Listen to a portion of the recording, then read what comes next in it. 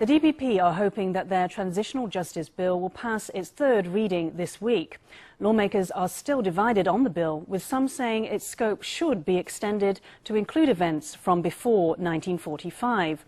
Premier Lai Ching-te has argued discussions with the KMT have gone on long enough and would like to see the legislature vote on the bill as soon as possible.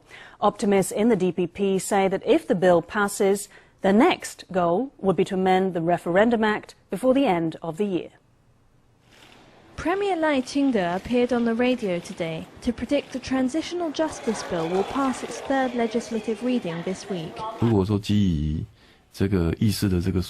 Based on the smoothness of our discussions, normally our talks go on and on and on. Given that's the case, the DPP has been working under misunderstanding. Now I think if the government and opposition disagree on particular clauses, then okay, I think we should vote on it. The Premier would rather see the bill put to a vote than allow more foot-dragging by the KMT to hold the process up longer. There are differing opinions in the KMT, whose Central Committee is firmly opposed to the bill. But the party caucus has expressed its conditional support, while proposing to widen the bill's historical range to include injustices dating from before 1945, such as the abuse of so-called comfort women in the Japanese colonial era and the persecution of indigenous peoples.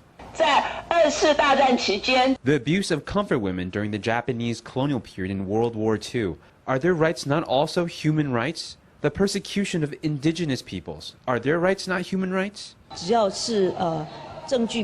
As long as there is sufficient proof, the facts and historical conditions involved are all clear, then the DPP can handle the case. But we do not believe that these things should be included in this Transitional Justice Bill, because it would widen the scope of the pledge being made. Currently, the bill would see an independent Transitional Justice Committee established.